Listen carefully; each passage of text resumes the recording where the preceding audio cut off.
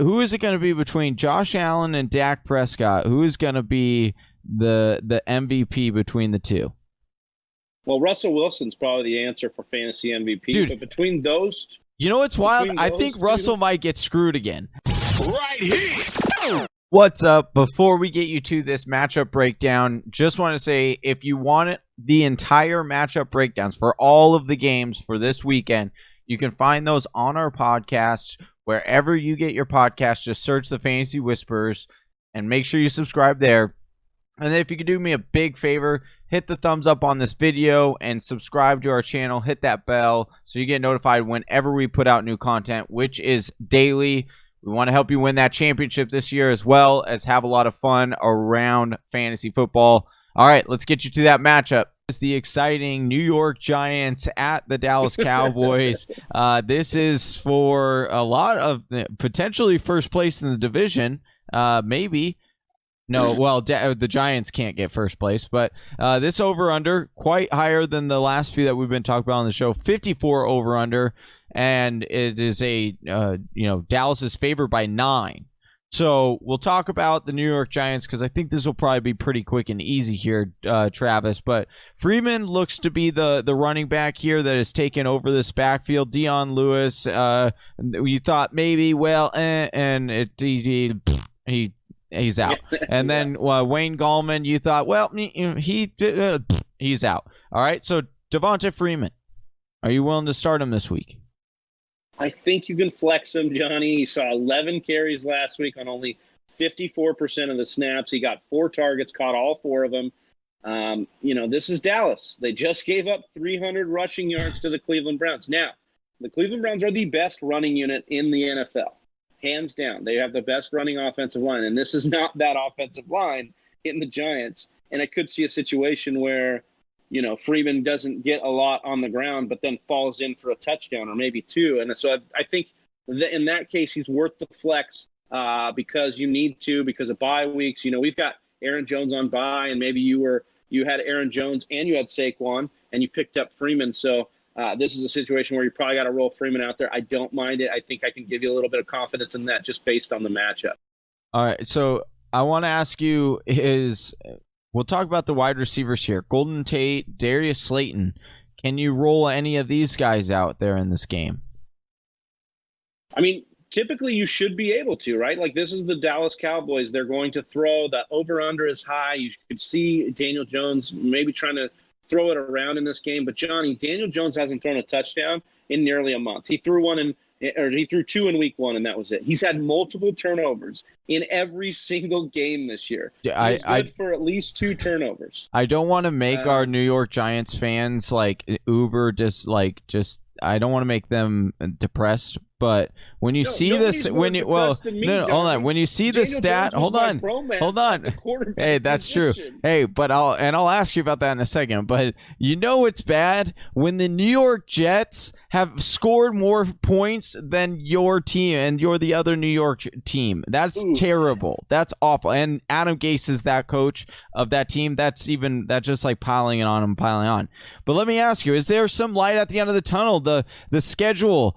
Tell me, is there any light at the end of the tunnel for Daniel Jones? Is there any reason that maybe someone should throw Daniel Jones on their bench just in case they need someone, because these COVID cases are coming up every morning now? Maybe COVID times in a deeper league has you stashing Daniel Jones, and I could see that. I mean, they get Washington next week.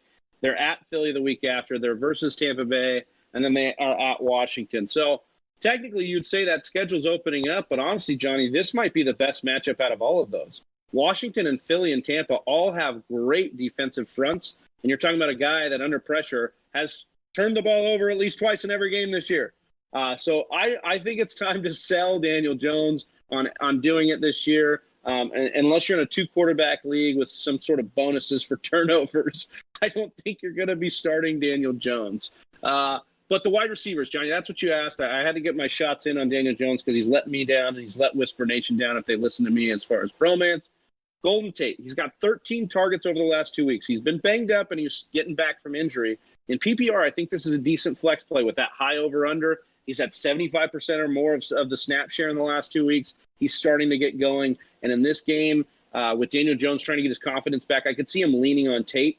I also think that Daryius Slayton could be a decent play too. 20% of the team market share, leads the team in red zone targets with 5, and only Seattle allows more points per game to the wide receiver than Dallas. So you like to see that. I'm actually okay with flexing either of those guys if you need to. But then I think really the big guy to really focus on, especially in this matchup and going forward, the one giant that I actually have nice confidence in and I think is a buy low, and that's Evan Ingram. He leads the team in targets with 30 targets, and that's 21% of the target market share this year. And Dallas has given up 3 tight end scores on the year already in 4 games. So you like what you see out of Evan Ingram. You know, the usage is there. His health is there for now. And you love that. And he's had, Daniel Jones has had an eye for Evan Ingram his whole career there in New York. I do think Daryius Slayton is a little bit of a buy low candidate right now just because the schedule does open up. And he is seeing those, you call them the money throws. He's getting those from Danny Dimes. So, very interesting take there, but let's flip on over to pennies. Yeah, right. Let's flip on over to the Dallas Cowboys side. There are a lot of juicy nugget fantasy starters in this matchup, Travis. So I want to ask you first, Dak Prescott. Hmm. Who is it going to be between Josh Allen and Dak Prescott? Who is going to be the MVP between the two? Well, Russell Wilson's probably the answer for fantasy MVP. Dude, but between those, you know what's wild? I think Russell might get screwed again. In the whole MVP thing.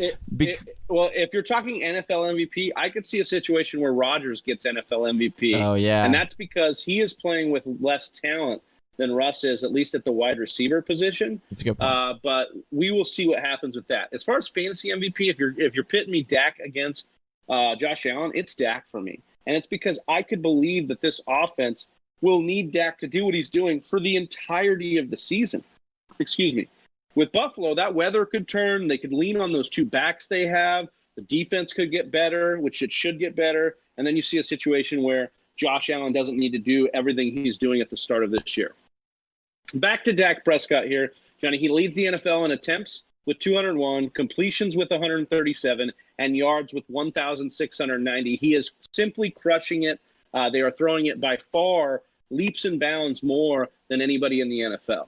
And that's a trickle-down effect across this offense, Johnny. Like, you are starting Dak Prescott. You are starting Ezekiel Elliott. You are starting Amari Cooper. You are starting CeeDee Lamb, and you are starting Dalton Shaltz because they are all within the realm of possibility, top 10, top 15 options at their position. And so it really leaves the odd man out to be Michael Gallup, Johnny. And he's only had 5 targets, but he's had at least 5 targets in every game this year. He's only completing, similar to what we said with Deontay Johnson, though, he's only completing 53% of those targets. It looks like what they have Gallup doing is being that real deep shot down the field and letting the other guys kind of get the chunk yardage here. Gallup is 8th in the NFL for deep passing yards. And the Giants have allowed the 4th most touchdowns to the wide receiver position this year. Now, I could see it being a CeeDee Lamb, Amari Cooper game, but if you're in the need with the COVID situation, with buys to start Gallup, you can go ahead and do it here. I think this is the spot to do it. And then, like we were saying, like Dalton Shaltz, he's been the tight end 5 since taking over for Blake Jarwin. You love to see that. CeeDee Lamb, he's been top 20 as far as wide receiver targets are going. His slot rate of 89% is number 1 in the NFL. He hasn't had less than 7 targets since week 1. Amari Cooper, 2nd in the NFL with 50 targets, 2nd in the NFL with 37 catches. He's got a 24% target market share in the league's most pass-heavy offense, like we just said. Amari Cooper has been a player that I admittedly have been so wrong on this year. Remember what the knock was on Amari Cooper? He wasn't consistent. Yeah. Well, get that out of here, man. This guy's consistent as they come now. He's a true wide receiver 1, and we got a discount on him drafting him where we did. And then you've got Ezekiel Elliott. And I know some, maybe as a Zeke owner, you're looking at all the passing and you're going, what the hell? I want to see him run more. But, dude, this guy hasn't busted yet in this year. He's not scored below 14 points in half-point PPR at all. And last week he saw 8 targets. He caught all of them. And he's seen 26 targets over the past 3 weeks. I mean, that's what you want to see if you're an Ezekiel Elliott GM. And I think this Dallas Cowboys – and here's the thing, Johnny. The secret to this sauce right here is just like it was in Patrick Mahomes' 50-touchdown year. that Kansas City defense was so atrocious that year. And this Dallas Cowboy, I mean, you got Mike McCarthy hiring a guy in Nolan who hasn't coached in 12 years or something. And it doesn't help. This defense is so bad. It doesn't help when your offense keeps turning the ball over at like the 30-yard line, and the other team only has 30 yards to go before they score a touchdown. So yeah, that definitely doesn't help as well. That is a very, very good point. All right, Travis, that does it for today's matchups. These 4 breakdowns. We appreciate you, man. That was a lot of fun. If you missed some of the other breakdowns, you could catch those on our podcast. Just search the Fantasy Whispers wherever you get your podcast. And we will also have a part 4 coming out tomorrow.